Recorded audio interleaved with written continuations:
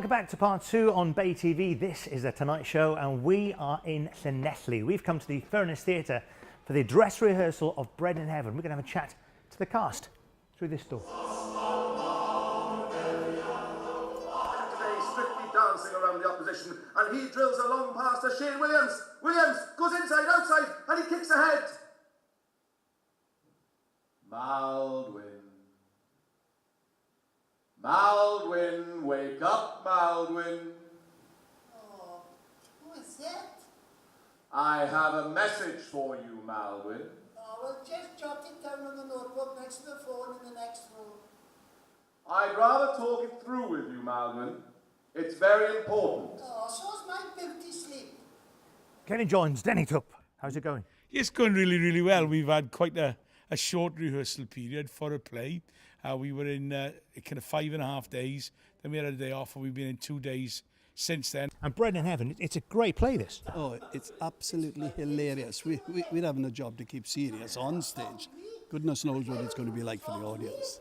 No, I must be dreaming. If I pinch myself, I'll soon wake up. Oh, man, blasted it. Maldwyn, I'm here to deliver an important message. Oh, I'm paying my TV license tomorrow. Obvious. When Jack asked me to take the part, I was overwhelmed because I've got the film in the house and I've seen it. If I've seen it once, I've seen it 100 times, and it still makes me laugh. I mean, we know you for football, so you're almost switching allegiance here, aren't you? I know, they're all talking about rugby, and I am going to clear what the heck they're on about. But I've been away on rugby tours, Wales rugby tours, and I've been away on football tours with Welsh supporters, and so I know the shenanigans and I know the things that people get up to. We actually go to watch the game with the football tour. Rugby boys, they just go away, and rugby goes for the experience.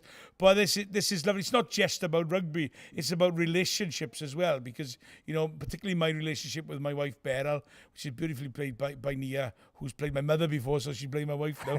But, you know, it's about relationships and how people cope with, you know, the rugby being such a powerful force in a family where one member of the family isn't quite as committed to it and interested as others. So, and it's a Welsh comedy. If you live in a Welsh community, if you live in any community, you will recognise the characters in somebody that you know.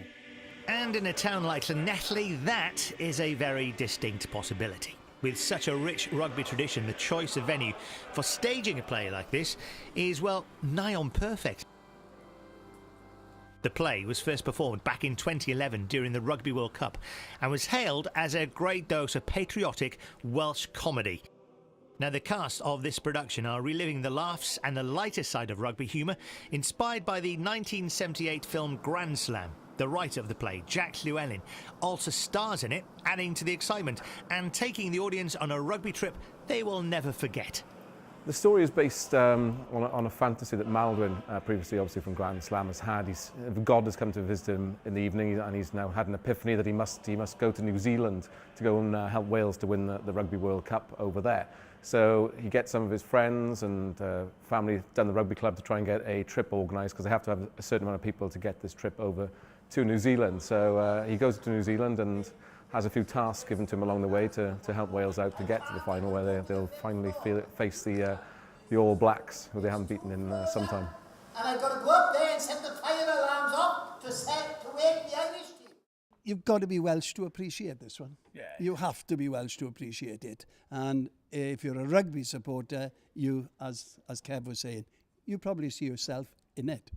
Llanelli see that. Llanelli men have got two fashion choices. Outside Llanelli, when we go to our wardrobes, you've got casual, you've got dinner suits, Llanelli men have two choices in their wardrobe: Scarlett's home shirt, Scarlett's away shirt. Am I right? I said, that is it, isn't it? Yeah. Well, you know, there's such an important force, you know. One or two Swan supporters live in here as well, but it is such a major impact in influencing the town. So to be doing this play in this beautiful theatre, I mean, goodness me, look at it. I don't think people realise, you know, how wonderful a venue this is, and it's great to be here, and this is going to be such a great play in Llanelli. They love it. We've been running as a company now for nigh on 10 years, so every person in the cast, apart from Dennis Jenkins, who people in Llanelli know as Denny Tup, I've worked with previously. So I kind of know their skill set as comedy performers, and that we have to have people with very good comedy timing to make this work, because it's a very, very fast piece of work, but also you need to be receptive to the kind of feedback that you get from the audience, so you're not powering through all the laughter in it as well. So I've kind of matched the people who we worked with in the past 10 years, who I've managed to work with and been fortunate enough to work with,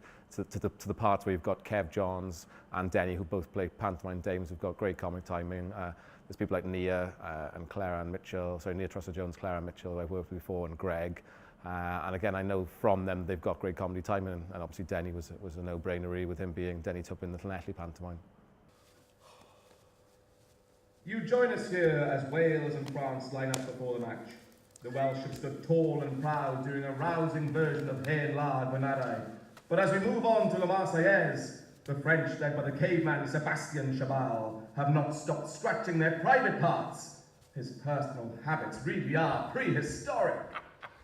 What the hell is wrong with Chabal? He's kicking out his legs now, man. Looks like he's doing a can-can. Hey, it must have worked. What? The chimp powder that Maldon and Britain plant in their jockstraps. When I originally wrote it, it was because it was a touring company, and it was only a very small part. It still is really a small part. So for me, directing it, it kind of works out quite well, because most of the time I need to be in rehearsals on the other side of the stage, really watching the action. So while Dylan may be, who I play in the play, might be in quite a few scenes, his role within those scenes is very, very small, but it's just a little bit of fun, a bit more of a cameo role, if anything, more than anything else. So it'll just step in, step out, but it was what kind of works for it, really. What a great day, man. Hey, we're into the red zone, last play of the game. Oh, look, Chabal's a mark. If they get the ball out to him, now he's shooting him for a consolation try. It's kind of fitted in with part of a summer season. Last year, they did Cappuccino Girls during this spot. This year, we're doing Bread of Heaven. So they've got vision here, you know. They're looking for things. They're always looking for different ways of entertaining the audience. And a lot of plays are doing that now. Plays that used to open on Monday, now are opening on a Tuesday, and sometimes they're opening on a Wednesday and running through to Saturday. On tours, that's the way the industry's going because of the financial restraints in the world. And you mentioned the theatre as well. It's an up-and-coming theatre, this. This is a place now to come and watch something, isn't it? Oh, yes, definitely. The atmosphere here from the old Theatre Ellie, that used to be a wonderful theatre to work, but this is the 5th year now this theatre has been opened, and to see it full is there's no feeling like it. We did a schools matinee here for Midsummer Night's Dream, and every single seat in the house was sold, which is quite incredible. But I mean, as proud as I am of theatre in Panto in the Grand, we do for 4 weeks. I know Denny's part of a Panto company that comes here every year. They run for 3 weeks almost on full houses, yes, on every performance, you know. And this is such a great venue. And not only do they have this auditorium, they've got like an art swing or a studio theatre just on the other side of the building, which is incredibly popular as well for stand-up comedy and small productions. So this is great, you know, and it's a great musical town. You get concerts in here, male voice choirs come in here, and it's very much a great facility for the town. But people do come over that bridge. They do cross over the bridge, you know. The Lacha Bridge is free to cross, and people do come over from Swansea and from other parts of Carmarthenshire to see shows here. Probably the biggest challenge for us initially was getting everyone together for such a difficult period of time. To get people together in the summer is never an easy challenge, but also we had a very short rehearsal period where we came in on the last Monday, and then we worked up until Tuesday before we opened then on Wednesday with the matinee. So we only had really 8 days of rehearsals, which is not a great amount of time in rehearsals. Usually we'd like at least 2 weeks. But it's how we had to make it work, really, and luckily a lot of people come in off book or very close to off book, so we managed to get there, and by Tuesday it was really such a pleasure really to see everything start to come together then, really. And we're into the World Cup final! I'll be honest with you boys, I never thought we'd get this far. So in one sentence, right, that's the two of you, why should someone come and see Bread in Heaven? Because it's about Welsh people. It's about our own community. It tells the story of our own streets and our own neighbourhoods. So come and see it. That's a long sentence. I haven't put anything. Just come and see it, man. What's the matter with you? You need a night out to the house. What about you? One reason I love performing on stage is making people laugh, and guaranteed they are going to have the feel-good factor. They're going to leave this place laughing. I'm sorry. I wish I'd said that. Well, I'm sorry. The reason people should come and see that, because I like to make people laugh and hear the sound of laughter, and there'll be lots of laughter. And I said that, not Denny. Who beat the froggies? Who beat the froggies?